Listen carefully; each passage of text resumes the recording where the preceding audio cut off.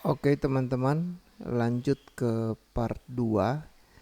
Jadi pada tutorial ini saya akan mengajarkan sistem elektrikal. Jadi melalui skematik. Mungkin melalui skematik ini tidak akan full satu part, akan berulang. Nanti setelah itu juga akan melalui eh, SIS. Nah, di situ juga lebih lengkap, tapi SIS itu biasanya untuk troubleshooting dan gambarnya lebih lengkap lagi di situ. Kalau kali ini akan melalui skematik, mungkin terbagi juga beberapa part. Nah, teman-teman, sebelum kita masuk ke skematik utamanya, yaitu ini skematik utamanya, saya ingin kenalkan beberapa simbol skematik yang sangat penting, walaupun nggak semua. Nah, ini saya tidak akan jelaskan, ini berhubungan langsung dengan hidrolik. Nanti untuk bagian hidrolik akan belajar. Nah, dan saya tidak juga akan jelaskan sepenuhnya tentang simbol-simbol ini. Teman-teman boleh baca sendiri karena nanti skematik ini akan saya share. Teman-teman bisa pelajari. Nah, teman-teman yang kurang paham bahasa Inggris boleh teman-teman terjemahkan menggunakan Google Translate atau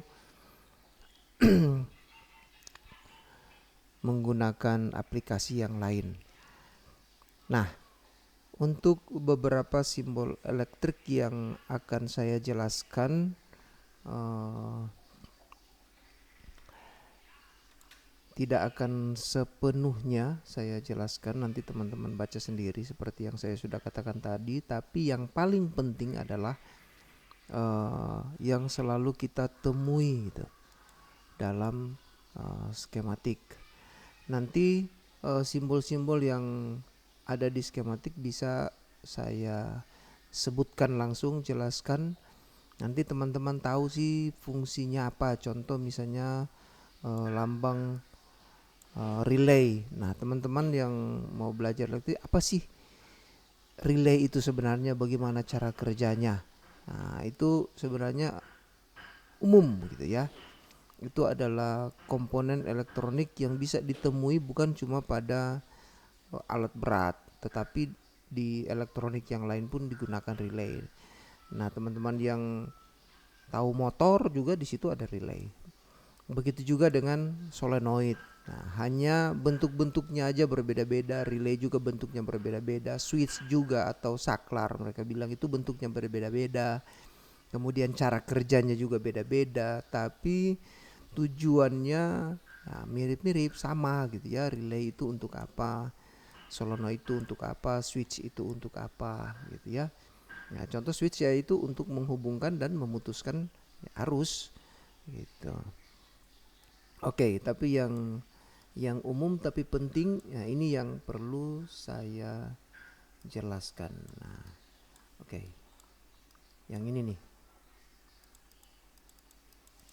Nah, saya akan jelaskan yang ini nih. Harness and wire symbols. Nah, ini teman-teman boleh lihat kalau dapat simbol ini. Nah, ini apa ini?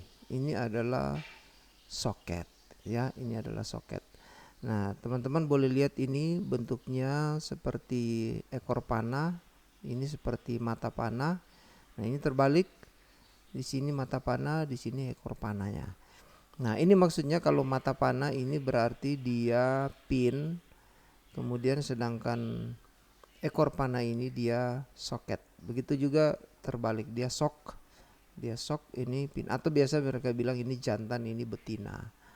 Nah, ada yang ini dua ya, ada betina jantan, jantan betina. Berarti di konektor itu ada jantan betina dan pasangannya juga ada jantan betina. Ada yang betina semua, ada yang jantan semua. Nanti kita kelompokkan itu jenis konektor apa gitu ya. Oke. Di konektor itu nanti dalam skematik akan muncul lambang ini nih. Ada AGC4, LC12, 1178798, 3E5179. Ini apa maksudnya? Nah, ini udah dijelaskan nih. Jadi ini wire cable or harness assembly identification, itu untuk mengidentifikasikan dia kabel atau kawat ya. Kalau sebenarnya dalam bahasa Inggris tuh wire itu kabel untuk mengantar arus, sedangkan cable dalam bahasa Inggris sebenarnya kawat itu. Tapi ada yang kalau kita orang Indonesia ya sama-samakan aja gitu. Nah, sedangkan harness itu adalah kelompok wire, kelompok kabel. Kabel-kabel itu dikelompokkan jadi satu kelompok. Nah, biasa dibilang itu harness gitu ya. Oke, selanjutnya ini kode AGC4. Jadi C ini sebenarnya konektor. C ini artinya konektor. Sedangkan AGL itu menunjukkan huruf ya, huruf identifikasi daripada kabel itu. Jadi kabel A, kabel B, kabel C, kabel D, kabel E. Tapi ini ya nggak terlalu penting juga ini. Sedangkan ini 1117898 ini part number. Jadi kalau kita mengalami kerusakan pada konektor itu bisa beli. Nah, ada part numbernya. Kalau teman-teman mau beli di Indonesia itu di Trakindo, ada juga jual umum. Tapi kalau cuma konektor biasanya ya kita bikin sendiri yang baru, atau ya kita beli tanpa kode ini juga bisa. Kita rubah juga soketnya bisa gitu ya. Oke.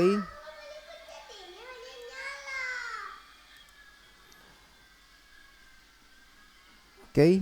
Nah, kemudian yang penting juga ini. Ini ada lambang fuse gitu ya, ada lambang fuse. Ini 5A, maksudnya fuse itu yang dipasang situ 5 ampere fuse atau sekring ya. Kemudian ada part numbernya. Tapi ya teman-teman pasti tahu fuse-nya itu ada yang berbentuk kotak, ada yang berbentuk silinder panjang. Tapi kalau untuk unit Caterpillar fuse-nya itu untuk yang umumnya itu ya di belakang. Kalau untuk K320D ini atau D2 dia ada di belakang tempat duduk dalam kabin ya. Oke. Kemudian nah yang penting juga satu ini adalah kode kabel atau wire, kode wire. Nah, di sini ada 325. Ini yang paling teman-teman pahami ini aja nih. Paling pahami ini sama ini nih. Jadi contoh 325 ini sama PK ini. PK ini, nah kita mulai dari 325. Apa itu 325? This example indicate wire group 325. Jadi ini mengindikasikan kelompok daripada kabel itu, wire itu. Jadi nanti kalau dia lihat 325 berarti terhubung itu, terkoneksi gitu ya. Jadi teman-teman bisa cari tahu ketika ada masalah, misalnya lampu, kok lampunya mati. Oh, lihat di skema, oh ini kabel 325. Kita lihat ke skema 325 ini nyambungnya kemana, ke sini. Jadi dengan mengetahui kode ini sebenarnya tujuannya hanya pada skema aja ya teman-teman. Kalau teman-teman lihat kabelnya langsung nggak ada, nomor-nomor ini nggak ada. Ini untuk membaca skema tujuannya. Jadi kita belajar skema dulu ya, karena ketika kita menangani satu unit, kalau kita tidak tahu jalur-jalur kabel itu dari mana ke mana, menuju ke mana, dia lewat mana, soket-soket mana yang dia lewati, jadi kita akan mengalami kesulitan kalau kita tidak tahu jalurnya. Jadi kenapa saya harus mulai dari skematik ini ya, karena ini yang paling mudah dulu teman-teman pahami sebelum pegang unitnya. Nah, kalau teman-teman mau pegang unitnya tidak tahu jalurnya, ya inilah harus kita lihat skema ini. Dan dengan melihat skema ini teman-teman nggak perlu pakai laptop, nggak perlu pakai komputer gitu ya, nggak perlu pakai program SIS untuk mengetahui jalur kabel ini. Cukup dengan membaca skema. Kenapa harus mulai dari sini ya, karena inilah pentingnya. Jadi 325 ini menunjukkan grup gitu ya daripada kabel itu. Jadi kalau teman-teman lihat 325, nanti 325 ini nyambungnya kemana. Nah, kalau mengalami putus hubungan, disconnected. Jadi teman-teman boleh cek nih yang bermasalah di jalur yang mana nih, supaya ketika memeriksanya bisa ditemukan, oh di dalam harness ini nih jadi putus. Nah teman-teman boleh sambung langsung gitu, nggak perlu kabel-kabel yang panjang lagi. Kalau teman-teman nggak bisa tahu jalurnya, akhirnya harus sambung pakai kabel yang panjang dan langsung dari sumber ke apa namanya, ke sensor atau ke lampu misalnya yang putus.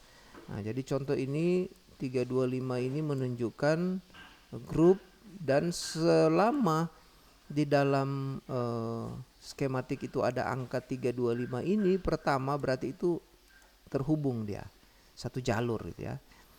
Nah, kalau AG 135 itu menunjukkan harnessnya ya, harnessnya di harness kode AG, kemudian kabel 135. Tapi nggak terlalu penting ini, nggak penting lah teman-teman tahu nih, karena di dalam kabel-kabel itu juga pun nggak ada dikasih nomor ini, dan di dalam skema juga ini nggak terlalu, karena AG 135 ini cuma dalam satu jalur. Ketika dia berpindah jalur, berpindah lagi nomor ini ya, harnessnya ini. Jadi tergantung harnessnya.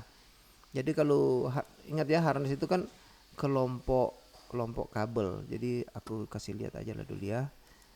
Nah, coba teman-teman lihat ini. Nah, contoh ini aku kasih besar. Nah ini contoh, ini H23 ini harness. Jadi ini dari kabel-kabel ini nih, dari sini, kabel ini dari sini, kabel-kabel ini sampai di sini, ini ada putus ini ya.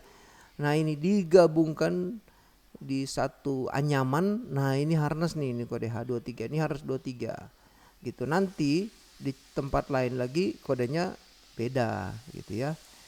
Nah ini nanti dia menuju ke sana nih. Nah dia ke sini nih ya. Nah, oke. Jadi itu cuman kelompok harnessnya ya, kelompok harnessnya. Jadi balik lagi yang tadi.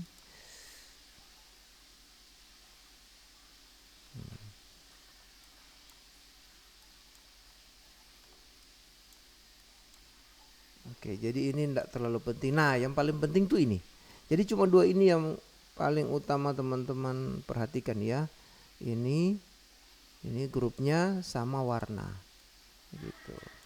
Jadi ini warna PK ini sebenarnya pink. Nanti GN itu green. Nanti ada RD itu red. Nanti kita temui pada skemanya, skema utamanya, baru situ teman-teman lihat. Nah, sedangkan ini 14 ini adalah ukuran kabel wire gauge. Jadi ukuran kabel mereka ini pakai American Standard ya. Jadi semakin besar angka ini 14, ini lumayan besar kabelnya. Kemudian angka 16 lebih kecil. Kemudian angka 18, 20 lebih kecil. Jadi ini ukuran besarnya kabel. Nanti teman-teman cari, saya lupa kalau angka 14 itu ke milimeter perseginya berapa gitu ya. Nanti teman-teman cari sendiri. Saya lupa itulah wire gauge ke milimeter persegi berapa ukuran. Ini cuma ukuran besarnya kabel, tapi ini penting juga karena kalau arus di situ yang dibutuhkan agak besar, ya tentunya kabelnya harus lebih besar gitu ya. Oke, ini warna. Jadi PK itu pink, nanti BK itu black, hitam. Ini pink merah muda ya, ada RD red, nah GN green, nanti warna ungu purple, nah itu ya, PU, baru warna BU blue biru ya. Itu penting, penting. Oke, nah sedangkan konektor itu dia ada dua jenis pada umumnya, yaitu Dutch connector sama Sursil connector. Jadi Dutch connector ini yang jantan-jantan, betina-betina gitu ya. Sedangkan yang Sursil connector itu dia apa namanya? Yang satu ada jantan betina, satunya ada jantan betina juga gitu. Oke. Dan ada banyak jenis kok, jenis-jenis konektor. Oke, nah simbol-simbol yang ini nih. Ya. Simbol-simbol umum ya, switch ini normally open. Jadi normally open ini artinya dalam keadaan netral, dalam kondisi seperti misalnya engine-nya mati, ya switch itu dalam posisi terbuka ya, atau terputus sebenarnya gitu, kayak saklarnya lampunya mati gitu. Sedangkan untuk switch yang normally close, jadi dia tertutup. Ketika mesin itu hidup ya dia udah memang tertutup, mati pun tertutup. Nanti dia akan terbuka tertutup tergantung dari kita eh, yang apa namanya dalam bentuk tombol kah kita tekan, atau nanti digerakkan oleh electrical itu sendiri gitu. Contoh lampu gitu ya, ketika kita hidupkan engine ya lampu itu normalnya mati gitu, nanti kita tekan tombol hidup baru dia hidup gitu. Sedangkan yang normally close ini ya artinya dalam keadaan normal dia tertutup, terkoneksi gitu ya. Jadi ketika kita hidupkan engine ya dia udah benar-benar terkoneksi gitu ya. Contoh misalnya lampu-lampu pada panel gitu. Beberapa lampu pada panel itu memang udah on gitu. Oke. Sekarang kita lanjut ke nah, kalau ini nanti teman-teman kalau mau belajar skematiknya ada komponen location. Jadi komponen location itu kalau teman-teman bingung, ini alarmnya di mana gitu. Nah, jadi kalau pada skematik lokasinya di sini E2, sedangkan di mesin nah ada lokasi nomor 1. Oke lah, kita lihat maksudnya apa nih skematik location E2. Nah, itu kita klik ya. Nah, mana huruf E? Nah, ini E. Ini E2. Nah, ini ya, ini teman-teman. Jadi ini huruf dalam bentuk kolom, sedangkan dalam baris itu dalam kolom itu kolom 1, kolom 2, kolom 3, sedangkan baris itu J sini ya. J, I, H. Jadi terbalik dia ya. Dia dari kiri ke kanan dan dari bawah ke atas. Nah, ini J. Dari bawah dia, I duluan kan. Nah, oke, yang tadi di mana tadi? G2 ya. Nah, kalau G2 di sini apa tadi namanya itu? Lupa tadi. Coba kita lihat dulu. Nah, E2 ya. Oh, E2 itu adalah di mesin lokasi nomor 1. Kita lihat di ini. Ah, dia ke skematik utama. Tadi apa namanya? Alarm action. Nah, itu alarm action. Nah, ini nih. Jadi alarm action maksudnya apa nih? Memperingati. Jadi biasanya kalau mesin itu kita on dia bunyi tit. Nah, atau kalau ada masalah misalnya tekanan oli engine misalnya rendah, itu nanti dia bunyi tit tit tit. Nah, oke, dan macam-macam kode juga akan dikeluarkan dari alarm ini kalau ada terjadi sesuatu pada mesin. Nah, sekarang lokasinya di mana? Lokasinya kalau kita klik ini akan muncul nih. Nah, tempatnya di sini nih. Jadi teman-teman boleh lihat ini dalam kabin. Ini bagian depan sebelah kanan. Kemudian dia di sini ada kayak tatakan air, kita taruh botol air di sini. Nah, di dalam itu nih, ini kan kalau untuk mencari ini kita harus bongkar nih. Ada di dalam situ dia, gitu teman-teman ya. Oke. Jadi nggak nampak dari luar, ini di dalam. Oke, itu contohnya ya. Nah, kita balik lagi. Oke, jadi kalau teman-teman bingung, ada di mana nih nama sensor ini nih? Nah, contoh sensor atmosfer ada di mana posisinya? Sedangkan di skematik juga pusing kita cari. Nah, jadi kalau teman-teman mau cari di skematik, lihat di I12. Kalau di mesin lokasi atau posisinya di dalam unit itu di mana gitu ya. Di nomor 81 contoh. Atmosfer. Ini sensor atmosfer itu sensor apa sih sensor atmosfer ya? Sensor atmosfer itu adalah sensor untuk melihat suhu udara. Nah, ini biasanya ada di dekat di belakang kabin, di ruang aki juga ada di situ. Di situ juga ada ruang komputer atau ECM. Dan ECM itu electronic component, electric ECM electric control mesin, ada yang pakai ECU, electric control unit, sama aja itu ya. Oke. Nah, itu kode 80 dikasih nomor. Nah, di situ dia tempatnya nih. Nah, jadi ini sensor suhu untuk udara gitu ya, untuk udara. Jadi pengaruh juga, jangan-jangan mesinnya udah panas sampai di dalam ruang ini panas dan membahayakan aki dan komputer nih, komputer. Sorry. Ini ada komputernya, mereka bilang komputer nih ECM-nya, aki. Nanti kalau terlalu panas di sini, wah bisa meledak ini aki ya. Oke. Mana tadi? Nah, ini dia. Nah, kalau di dalam skematik ini sensornya ini ya. Ada 3 kabel. Nah, coba kita lihat langsung di sini yang. Nah, jadi wire groupnya 997, ada A209, ada P875. Terus walaupun di gambar sini dia warnanya ungu semua, tapi dia beda-beda. Ada orange, BK black, dan BU blue. Nah, oke. Jadi seperti itu. Nah, aku mau jelasin juga tentang warna-warna ini nih pada skematik. Nah, ini penting juga sebelum kita lebih panjang lagi. Ini warna ungu, kemudian ada warna hijau hitam, kemudian ini ada warna hijau, ada warna biru. Warna biru pun ada 2 jenis ini. Ini warna biru lebih terang, kemudian ini kayaknya warna biru lebih muda. Atau ini bisa dibilang warna biru lebih tua, ini lebih muda.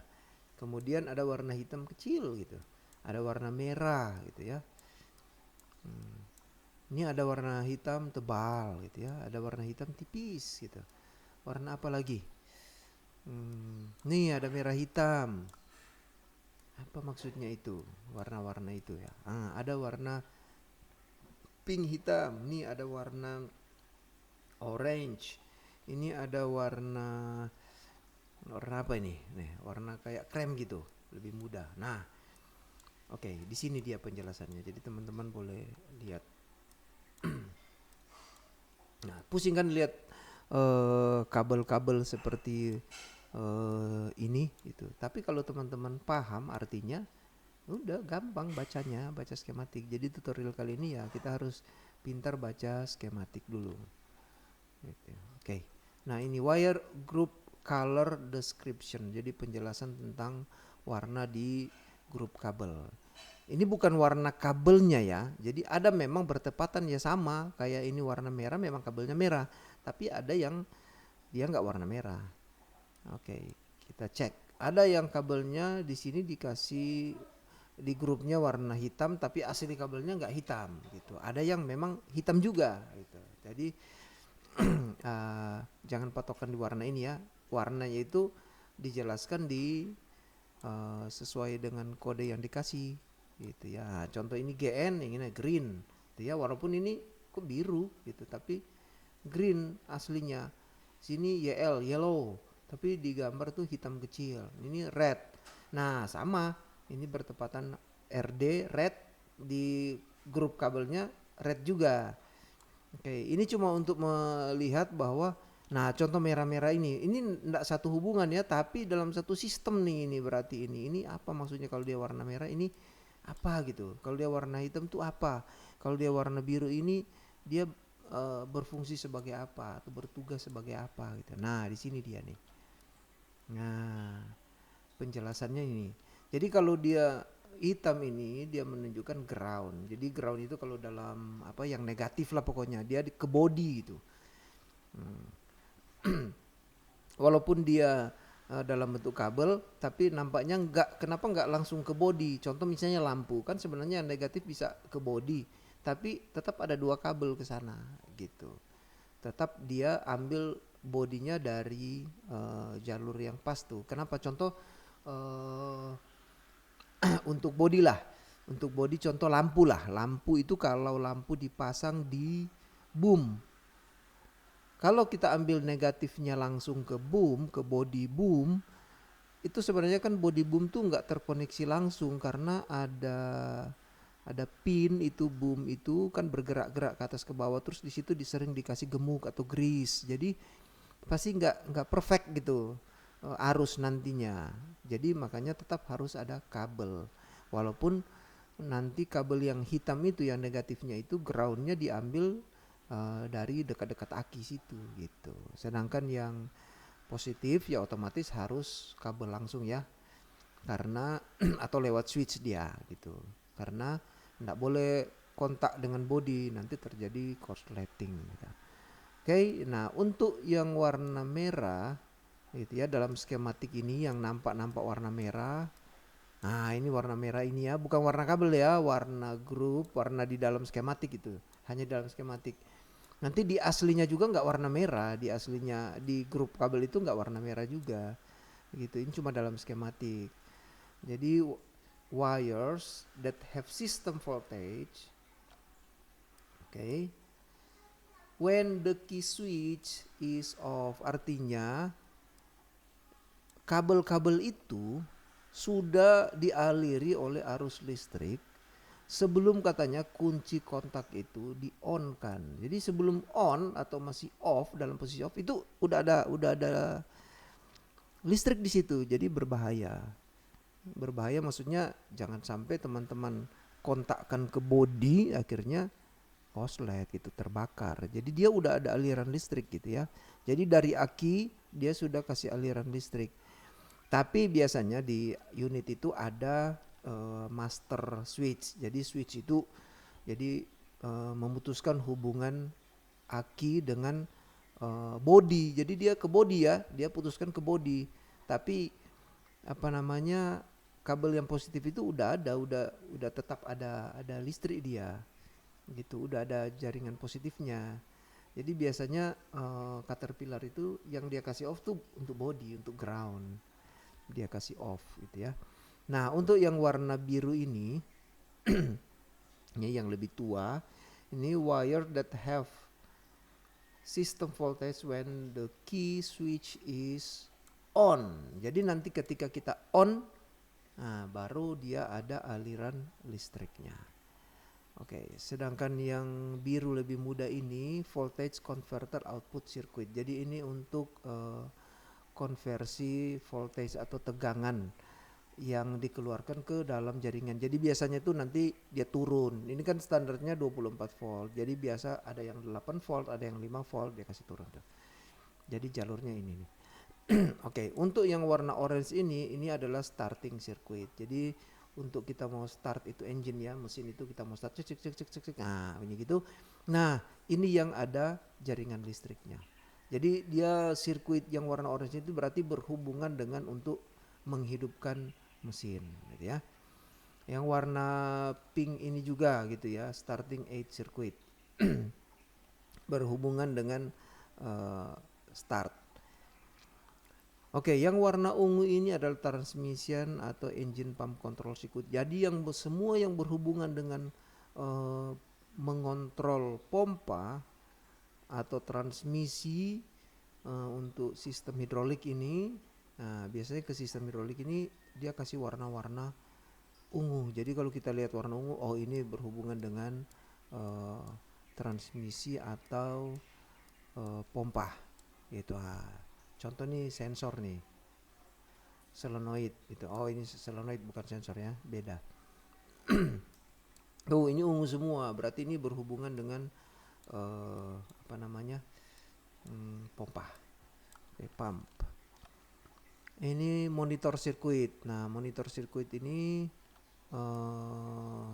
apa namanya, di monitor. Nah kita aku kasih lihat dulu monitornya. Nah nih ini monitornya ini. Ini monitor nih layar ya, layar monitor. Berarti yang berhubungan dengan monitor tuh warna ini nih. Nah kalau kalian lihat ya, displaynya kayak komputer tuh ya, itulah kalau teman-teman lagi nonton sekarang ya itu layar yang kalian lihat tuh. Tapi ini untuk apa namanya, untuk skematik ya. Oke, yang warna abu-abu nih mesin security control circuit. Jadi adalah pengaman daripada mesin kontrol. Ini mesin security control circuit ini uh, apa namanya? Ini yang berhubungan dengan ECM nih, bahaya. Jadi ada security-nya. Oke, kemudian uh, ini warna apa nih? Agak kuning nih. Gitu. Heater and air conditioner circuit. Nah, ini untuk pemanas dan AC, untuk jalur pemanas atau pendingin ya. Gitu. Jadi kalau di daerah dingin harus dipanasin, kalau di daerah panas berarti harus didinginkan. Oke, ini turn signal wiper washer circuit. Nah, ini kalau unitnya masih bagus tuh ada apa namanya, wipernya masih jalan bagus di kaca. Nah, ini ada sirkuitnya untuk sinyal baliknya ya. Oke, kemudian CAT data link. Nah, ini penting untuk komunikasi antar antar ECM. Jadi di dalam unit Caterpillar itu monitor, kemudian ECU itu atau ECM itu sendiri, kemudian apalagi satu untuk GPS. Nah, itu di itu ada dihubungkan dengan kabel ini ya, bukan kabel warna ini ya, aslinya dihubungkan dengan dalam kelompok itu kabelnya warna dalam skematiknya itu ini nih, ini dia.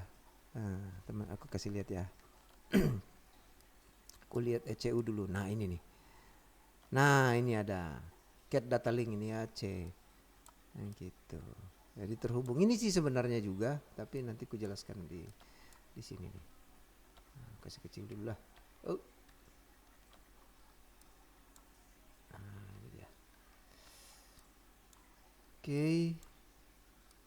Nah, CAT data link ini ya.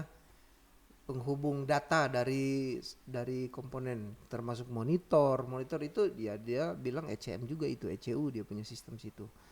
Kemudian ada GPS dan ada komputer, mereka bilang komputer itu ya, ECM ya. Kalau ECM mesin sama ECM engine, jadi ada dua ya. Ingat ya, dalam istilah bahasa Inggris, kalau mesin itu menunjukkan satu unit itu, sedangkan engine itu menunjukkan yang kita bilang mesin itu, yang hidup, yang diengkol tuh. Nah, itu yang ada crankshaft itu, yang keluar asap itu. Nah, itu tuh kita bilang mesin, itu engine gitu ya. Tapi kalau bahasa Inggris bilang mesin, itu menunjukkan keseluruhan itu. Gitu. Nah, ini sama juga CAN data link A, CAN data link B. Nah, kalau ini juga ini sama-sama ini. Nanti tinggal kita lihat di skematik, semua ini penghubung data gitu ya. Penghantar data. Kemudian satu ini highway. Highway itu ya kalau bahasa Indonesia apa ya, jalan raya ya.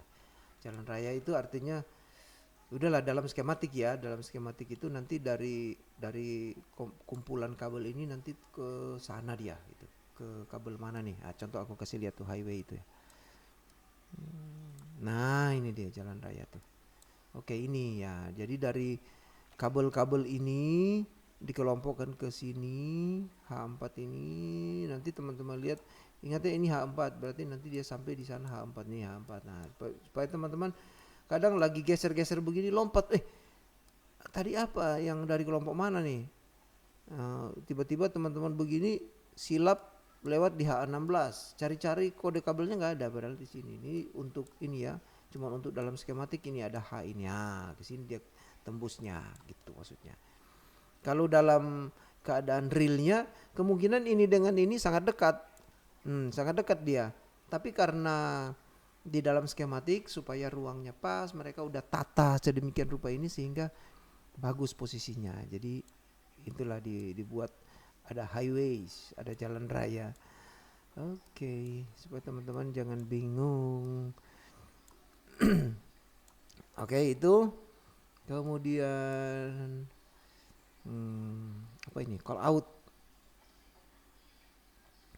out number, valve, control, komponen name. Oh ya, nanti kan di sini tuh ada ini.